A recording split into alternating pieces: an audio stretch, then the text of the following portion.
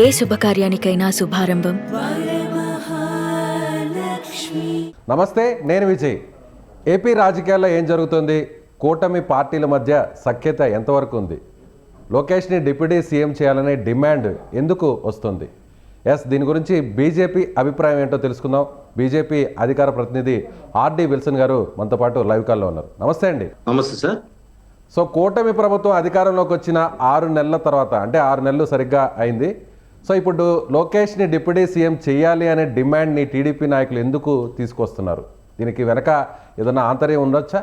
అంటే ఎవరు మంత్రులుగా ఉండాలి, ఎవరు ఏ పదవిలో ఉండాలని నిర్ణయించేది ముఖ్యమంత్రి గారి విచక్షణ అధికారం. అది యాజ్ పర్ కాన్స్టిట్యూషన్ బట్టి కూడా ముఖ్యమంత్రి గారికి రైట్స్ ఉంటాయి. కాబట్టి ముఖ్యమంత్రి గారి అభిష్టం మేరకే మంత్రివర్గ నియామకం జరుగుతుంది. అది మన రాజ్యాంగం ప్రకారం జరుగుతుంది. ముఖ్యమంత్రి గారు ప్రజా అభిప్రాయాన్ని మన్నించి ప్రజలు ఎలా అనుకుంటున్నారంటే ముఖ్యమంత్రి గారు ఆ నిర్ణయం వైపు వెళ్ళొచ్చు. అంటే ప్రజాభిష్టం నెరవేర్చడం కోసమే ముఖ్యమంత్రులు ఉంటారు. ఎవరికి ఏ పదవులు ఇవ్వాలి అనేది ఆ ప్రజల్లోంచి డిమాండ్ వస్తే ఆ డిమాండ్ పరిశీలించవచ్చు. ఇక్కడ ప్రజల నుంచి వచ్చిన డిమాండ్ కంటే కూడా ఆ పార్టీలో డిమాండ్ పెరిగింది. కారణం ఏంటంటే చంద్రబాబు నాయుడు గారు వయసు రీత్యా ఆయన పెద్దవాడు కావడం వల్ల ఇక రాబోయే రోజుల్లో తమ పార్టీకి ఒక దిక్సూచి ఉండాలి, పార్టీ నడిపే ఒక హైరార్కీ ఉండాలి అనుకున్నప్పుడు వాళ్ళ పార్టీ నాయకుడు లోకేష్ గారిని డిప్యూటీ సీఎం ఇస్తే సీఎంకు ముందు పదవిగా వాళ్ళు ఫీల్ అవుతున్నారు. వాస్తవానికి డిప్యూటీ సీఎం అనే పదవికి అదనపు అధికారాలు ఏమి ఉండవు. నాకు తెలిసి రాజ్యాంగ ప్రకారంగా వాళ్ళకి ఏం అధికారాలు ఉండవు. అయినా ఒక రెస్పెక్ట్ కోసం ఆ డిప్యూటీ సీఎం అనే పదవిని ముందు తీసుకెళ్తారు. అదే సమయంలో కష్టకాలంలో, తెలుగుదేశం పార్టీ కష్టకాలంలో ఏదైతే పవన్ కళ్యాణ్ గారు జైలుకి వెళ్ళి మద్దతు పలికి టీడీపీకి అన్నా నిలబడ్డారో ఆ ఎమోషన్ దృష్ట్యా చంద్రబాబు నాయుడు గారు ఒక సింగిల్ వ్యక్తిని డిప్యూటీ సీఎం అనే క్యాడర్లో పెట్టి మరి ఆయన్ని ఒక గౌరవప్రదమైన స్థానంలో కూర్చోబెట్టడం ద్వారా చంద్రబాబు నాయుడు గారు ఒక నిర్ణయం తీసుకున్నారు. ఆ నిర్ణయమే పవన్ కళ్యాణ్ డిప్యూటీ సీఎం. అయితే గతంలో 5 మంది డిప్యూటీ సీఎంలు ఉన్నారు. అందులో సామాజిక వర్గాల వారిగా ఉన్నారు. ఎస్సీలకి, మైనారిటీలకి, బీసీలకి ఇచ్చిన పరిస్థితి ఉంది. అయితే అప్పుడు కూడా ఇచ్చి వాళ్ళకి అదనంగా అధికారాలు ఏం లేవు. అసలు గత ప్రభుత్వంలో ఏ మంత్రి పనిచేయలేదు. అందరికీ ఒకే ఒక మంత్రి ఉండేవాడు, ఆయనే సజ్జల రామకృష్ణారెడ్డి గారు. ఆయన ముద్దుగా అందరూ సకల శాఖ మంత్రిని పిలుచుకునేవాడు. ఇప్పుడు కొంత మంత్రులు ఇండిపెండెంట్ గా పనిచేస్తున్నారు. అయితే అదే సమయంలో చంద్రబాబు నాయుడు గారు ఆయన వయసు రీత్యా కొంత ఇబ్బందులు ఉన్నప్పటికీ కూడా లోకేష్ గారు లీడర్షిప్ తీసుకొని యువగళం పాదయాత్ర పేరుతో మరి కొన్ని వేల కిలోమీటర్లు నడవడం ద్వారా ఆయన ఆ క్యాడర్కి దగ్గరయ్యారు. అదే సమయంలో మనం ఒకటి గుర్తుపెట్టుకోవాలి, లోకేష్ గారు ఒక సెల్ఫ్మై తను మలుచుకున్నట్టు చాలా చక్కగా ఆయన మార్చుకున్నాడు. గతంలో ఆయన భాష మీద, ఆయన బాడీ లాంగ్వేజ్ మీద కామెంట్ చేసిన వాటన్నిటికి కూడా సమాధానంగా ఆయన ట్రైండ్ అయ్యాడు.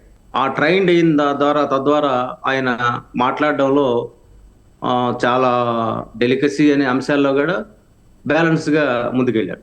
అదే సమయంలో జగన్మోహన్ రెడ్డి గారి అరాచకాలని, లేకపోతే ఆ రోజుల్లో జగన్మోహన్ రెడ్డి గారి వల్ల ఇబ్బంది పడుతున్న పరిస్థితుల్ని అన్నింటినీ అడ్రస్ చేసే క్రమంలో క్యాడర్కు ధైర్యం ఇస్తూ ఖచ్చితంగా మేము అధికారంలోకి వస్తాం అని అధికారంలోకి వచ్చి, మాకు అధికారంలోకి వచ్చిన తర్వాత ఎవరైతే తప్పుగా ప్రవర్తించారో అధికారులు కావచ్చు, అనధికారులు కావచ్చు, వాళ్ళని బుద్ధి చెప్తామని చెప్పని ఒక రెడ్ బుక్ ని ఆయన క్రియేట్ చేసి అది ప్రజల్లోకి తీసుకెళ్లాడు బలంగా. అంటే ఒక ధైర్యాన్ని ఇచ్చాడు క్యాడర్కి. ఇవన్నీ చూసుకున్నప్పుడు ఏంటంటే వాళ్ళ నాయకుడిని తయారు చేసుకోవాలి, ఆ నాయకుడికి ఒక పదవి కావాలని వాళ్ళు ఆశించడంలో తప్పు లేదు. భారతీయ జనతా పార్టీకి ఈ విషయంలో పెద్ద ఇంట్రెస్ట్ ఏమి ఉండదు. ఒకవేళ డిప్యూటీ సీఎం పోస్టు టీడీపీ గడు వచ్చి ఇంకొక పదవి ఇచ్చే బీజేపీ గడ ఒక డిప్యూటీ సీఎం పోస్ట్ ఇమ్మని అడుగుతాం. ఇంకొక పదవి ఇచ్చే పని అయితే మాకు కూడా ఇంకో పదవి ఇమ్మని కూడా అడుగుతాం. ఎందుకంటే భారతీయ జనతా పార్టీ ఆంధ్రప్రదేశ్ అధికారం రావడానికి చాలా క్రియాశీలక పాత్ర వహించింది. జగన్మోహన్ రెడ్డి గారి సంబంధించి అనేక అంశాల్లో భారతీయ జనతా పార్టీ నిర్మాణాత్మక వ్యవహరించింది. ఎందుకంటే ఆంధ్రప్రదేశ్ లో చనిపోయే వాళ్ళ సంఖ్య యుద్ధ భూముల కంటే కూడా జగన్ మధ్యం దాకా చనిపోయే వాళ్ళ సంఖ్య ఎక్కువ ఉందని చెప్పిన గారా మరి పురంధేశ్వరి గారు చాలా స్పష్టంగా వాయిస్ ఇచ్చింది. అదేవిధంగా ఆంధ్రప్రదేశ్ అప్పులు దాదాపు 12 లక్షల కోట్ల అప్పులు ఉన్నాయి అని కూడా ఆమె విత్ డేటాతో చెప్పింది. ఇవన్నీ చెప్పినప్పుడు ఏంటంటే ఆమె వాయిస్ ఒక గేమ్ చేంజర్ గా మారింది. అది చంద్రబాబు నాయుడు గారికి, అదేవిధంగా జనసేనకి కొంత యాడ్ అయింది. ఎందుకంటే కేంద్రంలో నరేంద్ర మోడీ గారి బ్లెస్సింగ్ ఉంటే వాళ్ళు ఎలక్షన్ ఎలక్షనింగ్ చేయగలం అని చెప్పి వాళ్ళు బలంగా అనుకోవడం వల్లే మీరు ఒక డిమాండ్ చేశారు విల్సన్ గారు, ఇప్పుడు ఒక మాటను కూడా అన్నారు. టీడీపీకి మళ్ళీ డిప్యూటీ సీఎం కానీ ఇస్తే, అంటే లోకేష్ గారికి ఇస్తే బీజేపీకి కూడా సేమ్ డిప్యూటీ సీఎం ఇవ్వాలి అంటున్నారు. కానీ ఒకే ఒక మినిస్ట్రీ ఇచ్చినటువంటి బీజేపీకి మళ్ళీ ఇప్పుడు అడిషనల్గా ఇంకొక డిప్యూటీ సీఎం ఇచ్చే పరిస్థితి ఉందా? అసలు ప్రభుత్వం రావడానికి మేమే కీలకమైన పాత్ర అయినప్పుడు, గతంలో 2 ఎమ్మెల్యేలు ఉన్నప్పుడు కూడా 2 మంత్రులు ఇచ్చారు కదా, ఇప్పుడు 8 మంది ఉన్నాం కదా. కాబట్టి అదనంగా ఇవ్వచ్చు, తప్పే లేదు. ఇవ్వడం ద్వారా ఒక సాలిడారిటీని మరింత పెంచుకునే అవకాశం ఉంటుంది. ఎందుకంటే కేంద్రంలో ఈరోజు కేంద్ర మద్దతునే కదా ఆంధ్రప్రదేశ్ ప్రభుత్వం ఈ మాత్రం గౌరవం పెరిగిందంటే మీరు గమనించండి. ఆంధ్రప్రదేశ్ డెవలప్మెంట్ కి గతానికి ఇప్పటికి 7 నెలల్లోనే ఒక అప్రతిహతమైన రీతిలో ముందుకు వెళ్తుందంటే కారణం ఏంటి? What is the reason? అంటే ఈరోజు పోలవరం డబ్బులు కావచ్చు, అమరావతికి నిధులు కావచ్చు, రైల్వే జోన్ కావచ్చు, విశాఖ స్టీల్ ప్లాంట్ కావచ్చు, ఇవన్నీ కూడా ఎలా ఎలా సహకరించామనేది ప్రజలకు వెళ్ళిపోయినప్పుడు మా సహకారం మరింత కావాలంటే ఇంకో పదవి అడగడంలో తప్పులేదు. అంటే నేను ఒక బీజేపీ కార్యకర్తగా నా పార్టీకి ఇక్కడ ఇస్తే బాగుంటుందని కోరుకుంటాం, వ్యక్తిగా కోరుకుంటున్నాను. మా పార్టీ ఆ నిర్ణయం ప్రకటించలేదు, ఆ మేరకు పార్టీ నుంచి మాకే గైడెన్స్ లేదు. కానీ ఒక బీజేపీ కార్యకర్తగా మాకు కూడా ఒక డిప్యూటీ సీఎం పోస్ట్ ఉంటే కొంత ఇంకొంచెం ప్రజలకు పోవడానికి మాకు అవకాశం ఉంటుంది అన్న ఉద్దేశం మా క్యాడర్ గారు కోరుకుంటాం. అదేవిధంగా లోకేష్ గారికి ఇస్తే మాకే అభ్యంతరం ఉండవు. లోకేష్ గారు ఆయన సమర్థన పెంచుకుంటా వస్తున్నారు కాబట్టి ఈజ్ డిజైరబుల్. అదే సమయంలో పవన్ కళ్యాణ్ గారు కూడా ఆయన పదవితో పనిలేదు. లోకేష్ గారికి డిప్యూటీ సీఎం గానీ ఇస్తే మీకు ఎలాంటి అభ్యంతరం లేదంటారు? పార్టీ పరంగా బీజేపీకి ఎలాంటి ఇబ్బంది లేదంటారు? యాక్చువల్ గా ఆంధ్రప్రదేశ్ లో ఎవరికి అభ్యంతరం ఉంటుంది? అది ముఖ్యమంత్రి గారి నిర్ణయం కదా, ఎవరికి ఏ పదవులు ఇవ్వాలి, ఏ పదవుల ద్వారా ఎవరిని ప్రమోట్ చేయాలి, ఏ పదవి ద్వారా ప్రజల్లోకి తీసుకెళ్లాలనేది ముఖ్యమంత్రి గారి విచక్షణ అధికారం కాబట్టి దాన్ని మేమే ప్రశ్నించాలి. Thank you so much. నమస్తే, నేను విజయ్. ఏపీ రాజకీయాల్లో ఏం జరుగుతుంది? కూటమి పార్టీల మధ్య సఖ్యత ఎంతవరకు ఉంది? లోకేష్ని డిప్యూటీ సీఎం చేయాలనే డిమాండ్ ఎందుకు వస్తుంది? దీని గురించి బీజేపీ అభిప్రాయం ఏంటో తెలుసుకుందాం. బీజేపీ అధికార ప్రతినిధి ఆర్డి విల్సన్ గారు మనతో పాటు లైవ్ కాల్లో ఉన్నారు. నమస్తే అండి. నమస్తే సార్. నెంబర్ 1గా చంద్రబాబు ఉన్నారు గవర్నమెంట్లో, నెంబర్ 2గా పవన్ కళ్యాణ్ ఉన్నారు.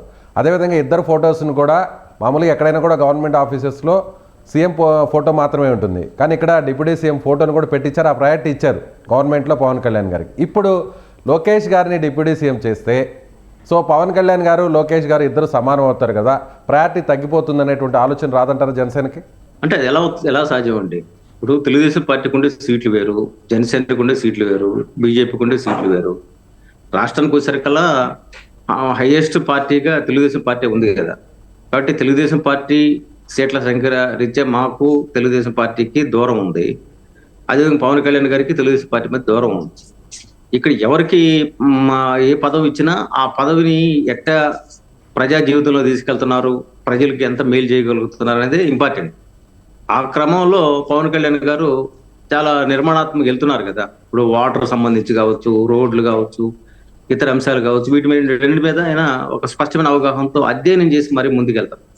మనం అప్రిషియేట్ చేయాల్సిందంటే ఇప్పుడు అసలు ఒక యూనిట్ గా నడుస్తూ ఉంది రాష్ట్రం. 3 పార్టీల కూటమి, వాళ్ళందరికీ ఉండే ఒకే ఒక విజన్ ఏంటంటే హౌ టు డెవలప్ ఆంధ్రప్రదేశ్ ని ఎలా నిర్మాణం చేయాలి, పునర్నిర్మాణం చేయాలి. గత ప్రభుత్వం 30 ఏళ్ళు వెనక్కి తీసుకెళ్తే మరి 30 ఏళ్ళు ముందు తీసుకెళ్లే కార్యాచరణ ఏం చేయాలి, ఏ విధంగా ఏ పథకాలు తీసుకురావాలి అని దగ్గర ఒక హోంవర్క్ నడుస్తూ ఉంది.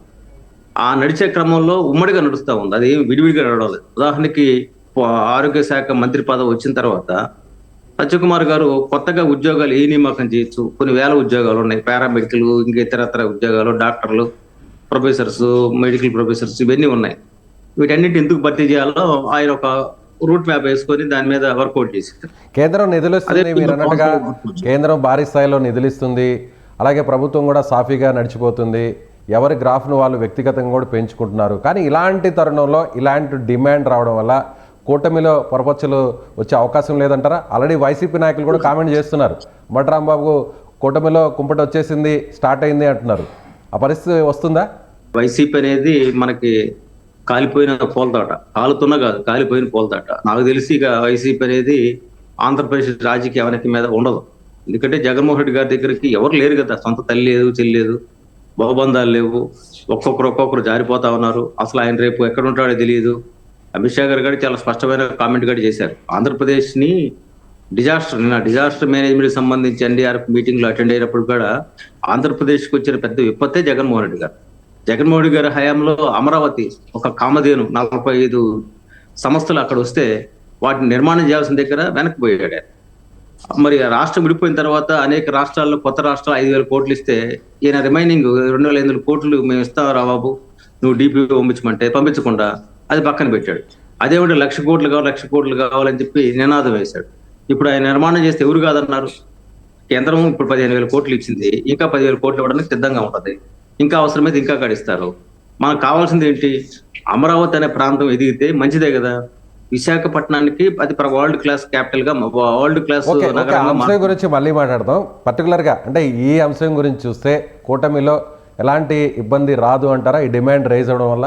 అంటే కూటమి అంటే ముఖ్యమంత్రి గారి నిర్ణయం కదా, ఆయన వాళ్ళ అబ్బాయిని కాదు. బేసిక్ గా లోకేష్ గారు ఆయన ఎక్కడ కోల్పోయామో అక్కడే తిరిగి మరి పునర్నిర్మాణం జరగాలనే క్రమంలో ఆయన మంగళగిరి నుంచే పోటీ చేసి గెలిచారు. 90,000 ఓటు బ్యాంకుతో గెలిచాడు. అంటే ఆయన ఆత్మవిశ్వాసం మనకు అర్థమవుతుంది కదా. తర్వాత ఆయన ఎకనామిక్స్ మీద పట్టు సాధించాడు. ఎప్పుడైతే ఆయన ఫారిన్ లో ఆయన ఎడ్యుకేషన్ చేశారో ఆయన ఇంటర్నేషనల్ బిజినెస్ మీద అవగాహన ఉంది.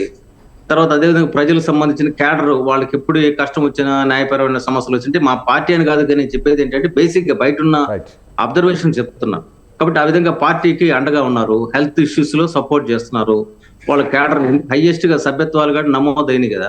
కాబట్టి నేచురల్ గా వాళ్ళకి అది ఉంటుంది. అది ఉన్నప్పుడు ఏమవుతుందంటే మా నాయకుడు ఇంకా పెద్ద పదవి రావాలని క్యాడర్ కోరుకుంటారు. కాబట్టి ఆ కోరిక అనేది వాళ్ళు అడగడంలో తప్పులేదు. ఇప్పుడు నన్ను కూడా నేను 15 ఏళ్ల క్రితమే నేను కార్పొరేషన్ కి ఒక కేబినెట్ క్యాడర్ లో పనిచేశాను. బీజేపీలో 10 ఏళ్ళ నుంచి పనిచేస్తున్నాను. అలా నీ పదవి ఎప్పుడు వస్తున్నాయి అడుగుతున్న వాళ్ళు కొన్ని వందల మంది ఉంటారు. నేను ఎస్సీ కమిషన్ చైర్మన్ అడిగాను. కాబట్టి మా క్యాడర్ల నుంచి ఆ డిమాండ్ ఉంది, మా ప్రజల నుంచి ఆ డిమాండ్ ఉంది, పార్టీలో డిమాండ్ ఉంది. కాబట్టి ఆ డిమాండ్ బేస్ చేసుకొని మేము కూడా మా పార్టీని అడిగాము, ఇస్తే ఆ పదవి ఇవ్వండి, దానివల్ల వీకర్ సెక్షన్ కి దళితులకి ఎక్కువ మేలు చేసే అవకాశం ఉందని. అట్టా ఒక పబ్లిక్ డిమాండ్. ఇప్పుడు ఆర్టీ విల్సన్ పడే వ్యక్తి మిగతా పదవులు ఇవ్వడం కంటే ఆర్టీసీ చైర్మన్ కంటే నాకు కమిషన్ ఇస్తే నాకు కొంత మేలు కొంత మనోధైర్యంగా డాక్టర్ సుధాకర్ లాంటి సంఘటనలు కిరణ్ లాంటి సంఘటనలు భవిష్యత్తు ఎక్కడ జరిగితే ఆ వర్గాలకు అండగా నిలబడడానికి నాకు ఒక వేదిక వద్దని అడుగుతున్నాను. అట్టగానే ఈరోజు లోకేష్ గారు ఆయనకు ఒక ప్రోటోకాల్ వస్తే ఇంకా ఎక్కువగా మిగతా శాఖల మీద కూడా ఇంకా పట్టు సాధించుకొని వాటి కూడా పనిచేసే అవకాశం ఉంటుంది కదా. నాకు తెలిసి వాళ్ళిద్దరు అన్నదమ్ముల అనుబంధం సాగుతా ఉంది చక్కగా. ఎందుకంటే వాళ్ళు ఎక్కడ కూడా వాళ్ళలో పొరపచ్చాలు లేవు. నాకు పెద్దన్న అని చెప్పని లోకేష్ గారు చాలా రెస్పెక్టబుల్ గా పవన్ కళ్యాణ్ గురించి మాడతారు. కాబట్టి వాళ్ళ మధ్య ఎవరు కూడా చిచ్చు పెట్టలేరు. అలాగే పాదాభివందనం కూడా చేశారు. ప్రమాణ స్వీకారం అయిన వెంటనే మంత్రిగా నేరుగా పవన్ కళ్యాణ్ దగ్గరికి వెళ్ళి పాదాభివందనం కూడా చేశారు. అంటే ఆ రెస్పెక్ట్ ఉంది. ఇప్పుడు ఒక తమ్ముడు ఎదిగితే అన్న సంతోషపడ్డ. ఇప్పుడు వాళ్ళకి నాగబాబు గారు ఆయన అన్న స్థానంలో ఉన్నాడు, కానీ నాగబాబు మంత్రి పదవి కావాలని కోరుకుంటున్నారు. అది సీఎం గారు కూడా ఇవ్వడానికి నాకు తెలిసి భారతదేశంలో ఎక్కడ కూడా ముందుగా మంత్రి పదవి ప్రకటించిన చరిత్ర లేదు. బట్ అది పవన్ కళ్యాణ్ ఇచ్చే రెస్పెక్ట్ లో భాగంగా పవన్ కళ్యాణ్ తమ అన్న అయిన నాగబాబు గారికి కూడా ఒక పదవి ఇవ్వడానికి వాళ్ళు సిద్ధంగా ఉన్నారు. కానీ అదే సమయంలో ఇక్కడ కూడా ఏంటంటే మరి వాళ్ళ పార్టీ నిర్మాణం దృష్ట్యా ఎవరైనా వాళ్ళ పార్టీ బాగుండాలని కోరుకుంటారు కదా. మేము కూడా మా పార్టీ బాగుండాలని కోరుకుంటాం, అధికారం రావాలని మేము కోరుకుంటాం. మా కేడర్ లో ఉండే కళలు వేరు. అయితే వాస్తవిక పరిస్థితుల్లో మా బలాన్ని అంచనా వేసుకొని మాకు జాతీయ అవసరాల దృష్ట్యా జాతీయ పార్టీగా ఎక్కడెక్కడ మిత్రులతో కలిసిపోవాలి దగ్గర ఒక క్లారిటీతో మేము గతంలో తెలుస్తూ రాజకీయం చేశాం. అంటే మేము ఇండిపెండెంట్ ఎదిగే వరకు మాకు ఊతకరం అవసరం. అది మాకు ఒక మైండ్ లో మాకు ఫిక్సేషన్ ఉంది. ఆ దశలోనే మేము రకరకాలుగా పార్టీని బలోపేతం చేసుకుంటూ ముందుకెళ్తా ఉన్నాం. ఈసారి సభ్యత్వం బలంగా కూడా తీసుకెళ్ళాం. Thank you so much.